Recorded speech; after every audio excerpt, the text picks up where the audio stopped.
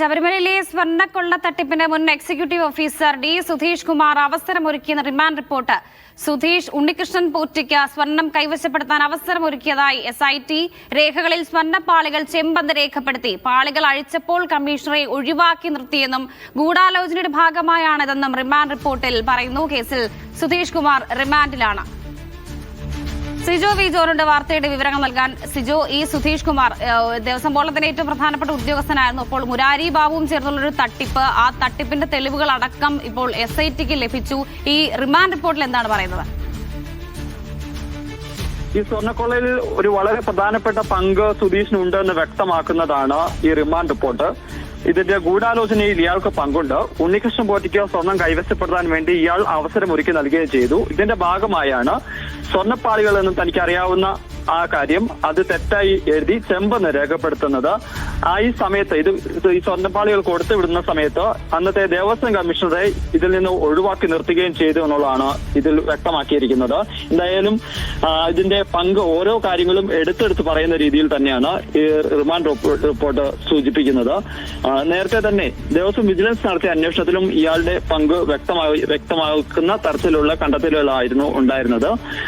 അതിന്റെ കൂടി അടിസ്ഥാനത്തിലാണ് ഈ കേസിൽ മൂന്നാം പ്രതിയാക്കി രജിസ്റ്റർ ചെയ്തിരിക്കുന്നത്. എന്തായാലും മുരാരി ബാബുവിന്റെ മൊഴിയും ഇയാൾക്ക് എതിരാണെന്നുള്ള സൂചനകൾ ഉണ്ടായിരുന്നു.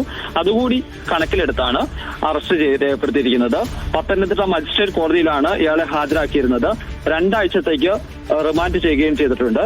ഇപ്പോൾ അന്വേഷണ സംഘം കസ്റ്റഡിയിൽ എടുത്തിട്ടില്ല. വരും ദിവസങ്ങളിൽ കസ്റ്റഡി അപേക്ഷ കൊടുത്ത് വിശദമായി ചോദ്യം ചെയ്യാൻ വേണ്ടിയിട്ടാണ് തീരുമാനം. അതിലൂടെ മറ്റു ഉദ്യോഗസ്ഥരുടെ പങ്ക് സംബന്ധിച്ച് കൂടുതൽ വിവരങ്ങൾ പുറത്തുവരുമെന്നും അന്വേഷണ സംഘം പ്രതീക്ഷിക്കുന്നുണ്ട്.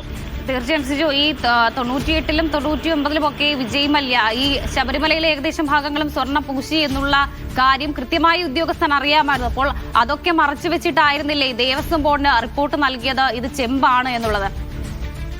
അതെ, പ്രധാനമായും 3 കാര്യങ്ങളിലാണ് ഇയാളുടെ ഭാഗത്തുനിന്ന് വീഴ്ച ഉണ്ടായിട്ടുള്ളതെന്നാണ് ആദ്യം മുതൽ പുറത്തു വന്നിരുന്ന വിവരം. ഒന്ന്, ഈ പറഞ്ഞതുപോലെ സ്വർണ്ണപ്പാളികളാണ് എന്നുള്ള വിവരം അറിയാമായിരുന്നു വിട്ടും അത് ചെമ്പെന്ന് രേഖപ്പെടുത്തി. രണ്ടാമതായി പറഞ്ഞിരുന്നത് പറയുന്നത് ഇത് ഉണ്ണികൃഷ്ണൻ പോറ്റിയുടെ കൈവശം കൊടുത്തു വിടണമെന്ന് ഒരു ശുപാർശ ദേവസ്വം ബോർഡിന് കൊടുക്കുകയും ചെയ്തു. മൂന്നാമത്തെ കാര്യമായി പറഞ്ഞിരുന്നത് ഈ മഹസറിൽ അത് ഈ സ്വർണ്ണപ്പാളികൾ കൊടുത്തു വിടുമ്പോൾ അവിടെ ഉണ്ടായിരുന്ന ഉദ്യോഗസ്ഥരുടെ പേരുകൾ എഴുതേണ്ടിയിരുന്നു. പക്ഷെ അവിടെ ഇല്ലാതിരുന്ന പല ഉദ്യോഗസ്ഥരുടെ പേരും ഇയാൾ എഴുതി വെക്കുകയും ചെയ്തിരുന്നു. അങ്ങനെ 3 കാര്യങ്ങളിലാണ് ഇയാളുടെ ഭാഗത്തുനിന്ന് വീഴ്ച സംഭവിച്ചതായി പറഞ്ഞിരുന്നത്. അത് ബോധപൂർവമായ വീഴ്ചയാണ്. അത് ഗൂഢാലോചന ഭാഗമായി നടത്തിയതാണ്. ഈ തട്ടിപ്പൊരുക്കുന്നതിന് വേണ്ടിയിട്ടാണ് അത്തരത്തിൽ ഇത്തരം കാര്യങ്ങൾ നടത്തിയത് എന്നുള്ളതാണ് അന്വേഷണ സംഘം ഇപ്പോൾ കണ്ടെത്തിയിരിക്കുന്നത്. അതിന്റെ അടിസ്ഥാനത്തിലാണ് ഇപ്പോൾ അറസ്റ്റ് ഉൾപ്പെടെയുള്ള നടപടികളിലേക്ക് പോവുകയും ചെയ്തിരിക്കുന്നത്. എന്തായാലും ഇനിയും കൂടുതൽ വിവരങ്ങൾ വരേണ്ടതുണ്ട്. കാരണം ഇപ്പോൾ നിലവിൽ 9 ഉദ്യോഗസ്ഥരെയാണ് ഈ കേസിൽ പ്രതിയേർക്കപ്പെട്ടിരിക്കുന്നത്. മുരാരി ബാബുവിനെ അറസ്റ്റ് ചെയ്തു. അതിന് പിന്നാലെയാണ് സുധീഷിനെ അറസ്റ്റ് ചെയ്തിരിക്കുന്നത്. ഇനി ദേവസ്വം സെക്രട്ടറി ഉണ്ട്. അതോടൊപ്പം തന്നെ അന്നത്തെ തിരുവാഭരണ കമ്മീഷണർമാർ 2 പേരുണ്ട്. അങ്ങനെ ഓരോ ഉദ്യോഗസ്ഥരുടെയും പങ്ക് സംബന്ധിച്ച് അന്വേഷണ സംഘം വിശദമായി പരിശോധിച്ച് വരികയാണ്. ഓരോ ദിവസങ്ങളിൽ ഇവരെ ചോദ്യം ചെയ്യാൻ വേണ്ടി വിളിപ്പിക്കാനാണ് തീരുമാനിച്ചിരിക്കുന്നത്.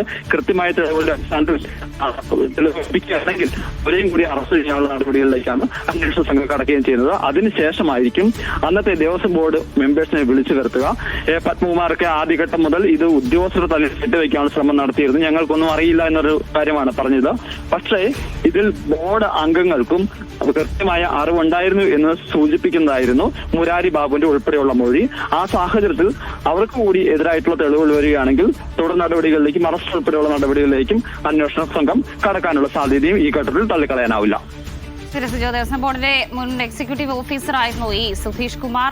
ഇനി സുധീഷ് കുമാറിൽ നിന്നും ലഭിക്കുന്ന മൊഴികൾ അതനുസരിച്ച് ദേവസ്വം ബോർഡിന്റെ കൂടുതൽ ഉദ്യോഗസ്ഥരിലേക്ക് അന്വേഷണം എത്തുമോ എന്നുള്ളതൊക്കെയാണ് നിർണായകം.